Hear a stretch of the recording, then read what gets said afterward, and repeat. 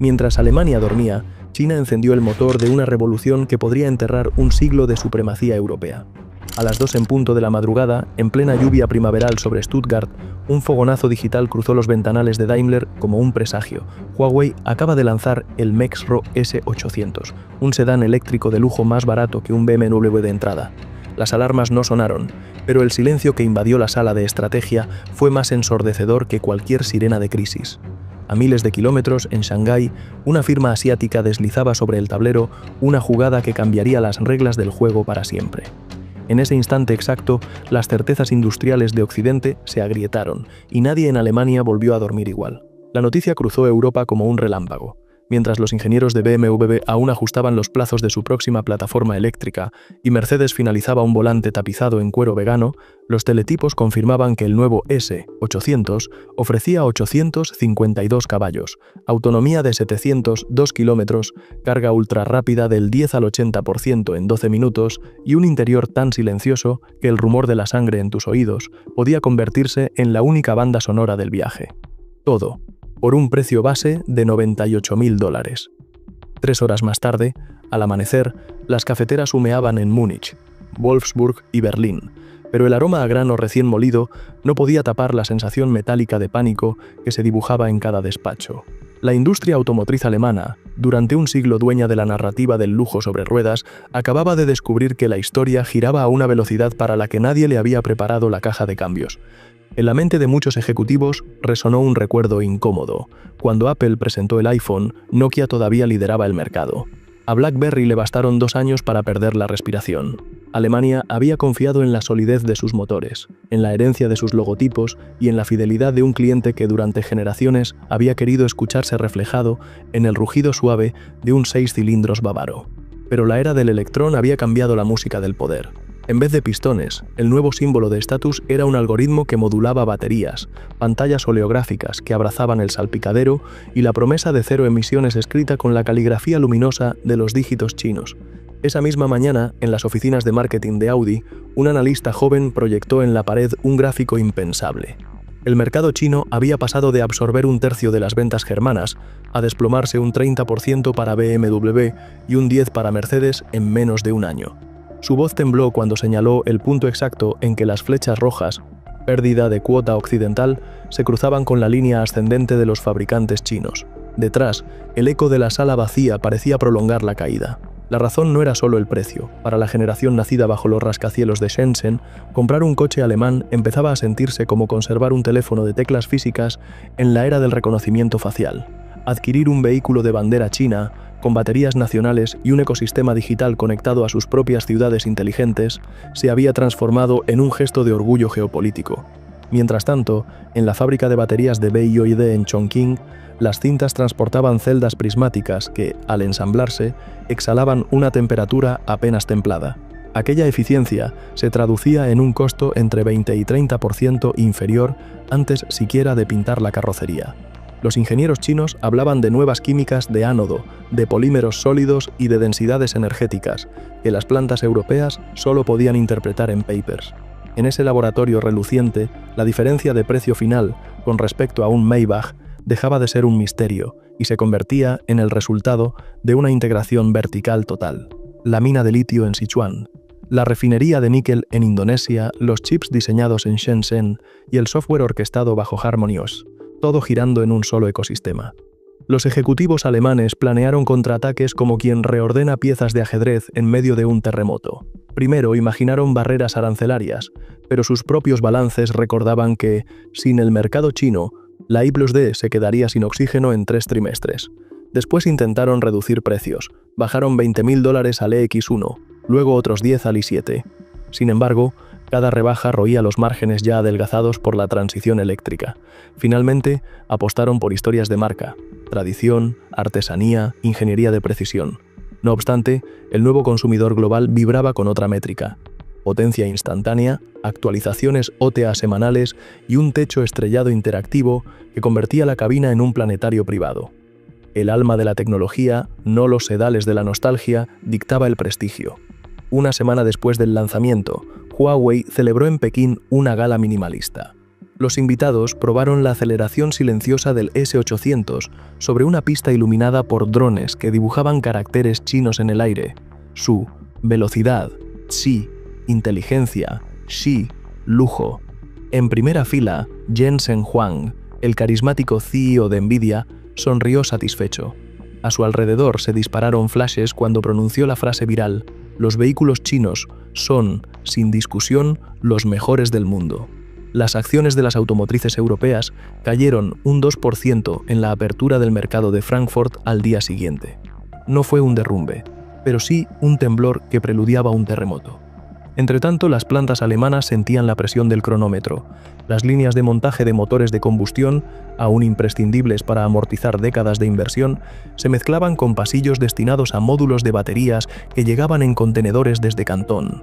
La logística se parecía cada vez más a un laberinto de dependencias: un contenedor retrasado en el puerto de Hamburgo, una huelga en el canal de Suez o una tormenta en el mar de la China meridional podían paralizar el ensamblaje de un sedán en Baviera. El concepto de soberanía industrial se desvanecía justo cuando la política europea debatía sobre autonomía estratégica. La paradoja resultaba dolorosa. Para mantener viva la grandeza de sus emblemas de metal cromado, Alemania necesitaba las entrañas tecnológicas de su rival más directo. Mientras el viejo continente digería esa ironía, en las avenidas de Shanghái los jóvenes profesionales cambiaban las insignias europeennes por orgullosas placas en caracteres latinos que decían MEXRO. Algunos influencers de Weibo filmaban sus nuevas máquinas frente a la orilla del Bund, con la televisión estatal retransmitiendo que el futuro del automóvil ya hablaba mandarín.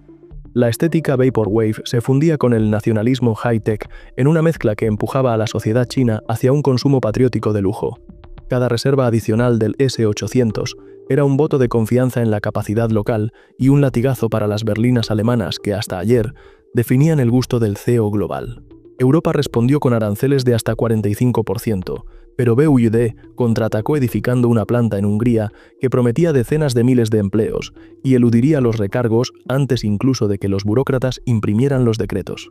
Bruselas no tardó en advertir que la propia Volkswagen planeaba asociarse a KTL para asegurar suministro de baterías LFP, certificando que impedir al dragón entrar por la puerta era invitarlo a colarse por la ventana. En Francia, sindicatos metalúrgicos clamaron por un proteccionismo sin fisuras, al tiempo que los conductores de taxi parisinos hacían fila para probar un D1 chino con autonomía de 600 kilómetros a mitad de precio que un sedán galo.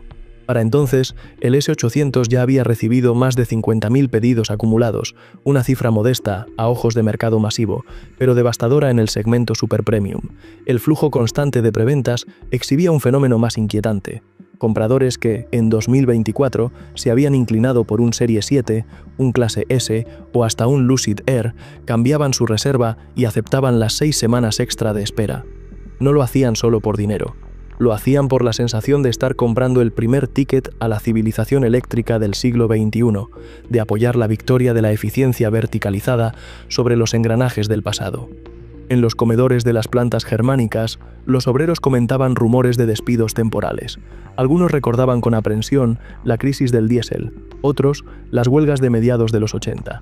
Pero nadie encontraba precedente a una competencia que, de la noche a la mañana, ofrecía el doble de especificaciones técnicas por la mitad de coste. Volkswagen anunció un plan de ajuste para reconvertir 10.000 empleados hacia software, un lenguaje que muchos nunca habían programado. Las fotografías de antiguos sindicalistas colgadas en los pasillos parecían mirar con melancolía las pantallas táctiles, que ahora gobernaban el ritmo de la línea. En medio de esa tensión, Berlín convocó a un foro urgente sobre autonomía industrial. Políticos, economistas y CEOs ocuparon un auditorio donde la palabra soberanía resonó como un interrogante. ¿Cómo proteger la columna vertebral de la economía europea cuando las neuronas tecnológicas ya latían en Asia? Un exministro recordó el orgullo de la ingeniería imperial prusiana. Un emprendedor replicó que el nuevo imperio se medía en teravatios hora y líneas de código. En un costado, una representante de la generación Z tomaba notas para su podcast, resumiendo la ironía al decir que la élite discutía el futuro sobre un escenario iluminado por focos LED, fabricados en Guangdong. Mientras los debates se multiplicaban, una estadística pasó casi inadvertida.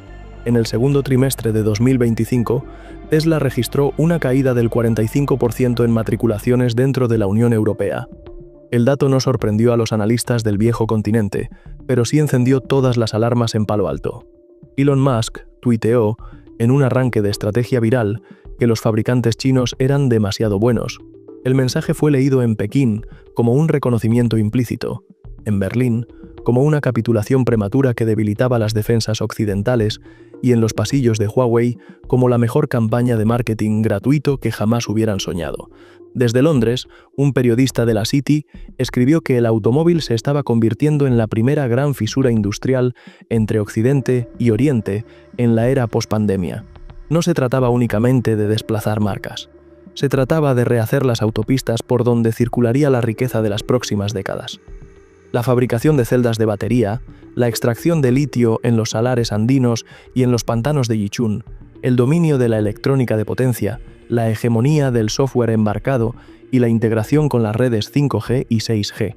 Cada eslabón reforzaba un vector de poder al que Europa llegaba tarde y Estados Unidos respondía con la urgencia de quien siente su propia columna crujir. En septiembre, mientras la luz del atardecer doraba los Alpes bávaros, la cámara de un documentalista captó una escena simbólica. Un S800 se deslizó sin ruido por la autopista A8. Adelantó a un veterano Audi A8 con matrícula local, cuyos faros amarillos delataban años de fiel servicio. El conductor del coche alemán levantó la vista, sorprendido, al ver el nuevo emblema. En ese sobrepaso silencioso se resumía un siglo de historia. El ingenio que hizo grande a Alemania había sido imitado, mejorado y finalmente superado por quien ayer fabricaba tornillos bajo licencia extranjera. El momento, aunque tan fugaz como un haz de luz, dejó un reguero de preguntas sobre la identidad, la innovación y la globalización. ¿Qué significa triunfar cuando el adversario aprende más rápido de lo que tú evolucionas? 10 días después, la canciller alemana viajó a Pekín con una comitiva de empresarios. En la sala de reuniones del Gran Palacio del Pueblo, pidió reglas de juego justas, inversión recíproca y protección de propiedad intelectual. Sus anfitriones respondieron con sonrisas corteses y un argumento inapelable. Si Europa quería vender coches en China, debía aceptar las normas de la nueva potencia motriz. Si Europa prefería cerrar el mercado, debía asumir la pérdida de millones de empleos y el retraso de su transición verde. La diplomacia quedó atrapada entre la espada y la batería. A la misma hora, en las redes sociales chinas, un influencer mostró cómo su Mex Aero S800 proyectaba un cielo artificial de constelaciones cambiantes mientras atravesaba los túneles de Guangzhou. La banda sonora era una mezcla de sintetizadores y tambores tradicionales, la estética, puro orgullo cibernético. El vídeo alcanzó 10 millones de reproducciones en 12 horas y un hilo de comentarios en WeChat leía: por fin, un coche chino que hace sentir a Alemania como el viejo mundo. El marketing viral se tornaba manifiesto de poder suave. Conforme el invierno se acercaba a Europa, las cifras de ventas confirmaban la tendencia. Las berlinas germanas perdían terreno en su propio continente, las matriculaciones de Bide se disparaban y el Mexro se convertía en la elección preferida de las élites emergentes de Oriente Medio y el sudeste asiático. Una nueva aristocracia del silicio y el litio escribía su propio libro de estilo. Ya no se trataba de cromados ni de motores cuidadosamente calibrados. El prestigio se medía en la rapidez de carga, en el número de sensores LIDAR y en la fluidez de la interfaz que integraba la cabina con la nube. En enero de 2026, un viento helado recorrió los pasillos de un centro de investigación de Mercedes en Sindelfingen cuando los directores recibieron la última proyección. De persistir la hemorragia, la firma necesitaría recortar 8.000 empleos o fusionarse con un aliado asiático para sobrevivir a la década.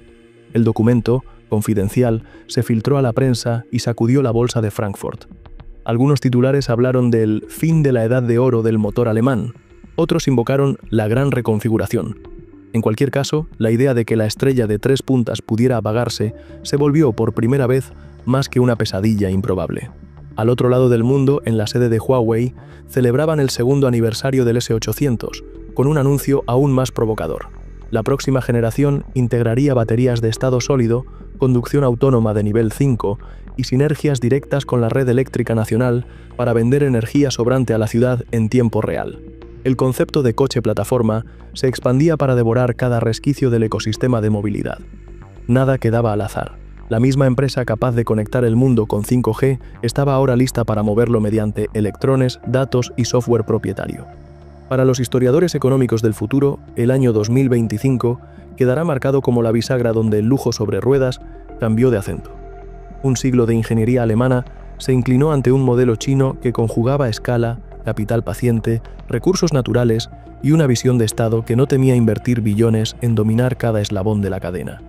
Lo que empezó como un zumbido en una madrugada lluviosa, terminó revelándose como un cambio tectónico, donde no solo se disputaba quién fabricaba los coches, sino quién escribía las reglas del urbanismo, de la energía y de la soberanía digital.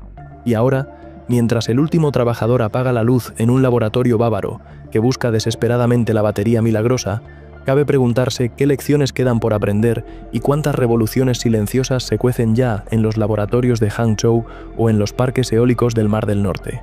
Porque si algo ha demostrado la historia del Mexro S800 es que, en este siglo, la victoria pertenecerá a quien comprenda que un coche es mucho más que un vehículo.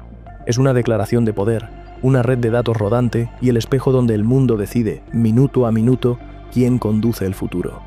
La tormenta que ha sacudido al triángulo Stuttgart-Múnich-Ingolstadt no es un episodio aislado, sino el prólogo de una metamorfosis industrial que rediseñará las rutas del comercio, la diplomacia y la imaginación colectiva. Cuando el Mexro S800 atravesó el umbral de los salones europeos, arrastró algo más que cifras de autonomía, trajo una nueva gramática de poder en la que el precio deja de ser artillería y se convierte en puente desde donde se dictan normas de escala, software y materias primas. Para Alemania, la lección es punzante. La excelencia, por sí sola, no basta cuando el adversario controla cada centímetro de la cadena de valor. El país que hizo de la Ingenieurskunst su blasón global debe reimaginar su futuro con la urgencia de quien despierta ante un incendio nocturno. Se habla de fondos soberanos para baterías, de acelerar el hidrógeno verde, de blindar patentes estratégicas. Pero todo plan será estéril si no consigue que la velocidad de decisión iguale a la de la disrupción. China, por su parte, encara un reto inverso: demostrar que la victoria no será efímera ni degenerará en burbuja de sobrecapacidad. Cada S800 entregado deberá mantener la calidad prometida. Cada gigafábrica sostener prácticas aceptables bajo un escrutinio mundial cada vez más feroz. La supremacía de hoy se volvería anatema mañana si la narrativa de innovación se oscurece con fallas de seguridad o abusos ambientales. Para el consumidor global, el choque de titanes se destila en oportunidad y dilema simultáneos. Acceder a tecnología de punta a precios antes impensables parece un triunfo del mercado, pero implica confiar movilidad y datos a un ecosistema forjado en parámetros culturales distintos. ¿Hasta dónde concederemos soberanía industrial a cambio de pantallas infinitas y carga en 12 minutos? Las preguntas se multiplican, porque los imperios no colapsan por un solo disparo, se erosionan cuando dejan de escuchar el murmullo de la realidad. En 2025, ese murmullo se pronuncia en mandarín y recorre autopistas europeas envuelto en cuero vegano y silencio eléctrico. Occidente debe decidir si compite en ese idioma o se limita a contemplar su propio smog tecnológico. El mundo gira. Las ciudades rediseñan sus redes de carga, los arquitectos convierten garajes en baterías comunitarias y las petroleras buscan sentido a kilómetros de tuberías sin futuro. El automóvil se vuelve nodo de la red eléctrica, del transporte de última milla y de la identidad digital. Quien controle ese nodo no solo vende vehículos, define la respiración económica de las metrópolis. De aquí a una década presenciaremos una triple carrera. Alemania intentará traducir su artesanía mecánica a código. China trabajará para transformar supremacía en confianza global, y el resto del planeta procurará no quedar atrapado entre ambos colosos. Tal vez veamos alianzas impensables, un fabricante bávaro ensamblando celdas sólidas made in Chengdu, una startup mediterránea escribiendo firmware para taxis autónomos en Hangzhou. Lo único seguro es que, tras el rugido silencioso del Mexros 800, el lujo dejó de ser patrimonio de los herederos de la revolución industrial europea y se convirtió en estandarte de una modernidad que habla en plural, circula sin carbono y baila entre constelaciones LED. Ese hallazgo resonará en cada política de inversión, cada semáforo y cada aula de ingeniería. Los próximos pasos decidirán no solo qué coche conduciremos, sino qué mapa mental habitaremos cuando el siglo XXI alcance su velocidad de crucero. Quizá entonces comprendamos que el S800 no fue un simple automóvil, sino el espejo donde se reflejaron nuestras prioridades globales: innovación frente a tradición, eficiencia frente a identidad, cooperación frente a rivalidad. Y cuando miremos atrás, descubriremos que la carretera que elegimos hoy definió no solo el paisaje de la industria, sino el horizonte mismo de la civilización eléctrica.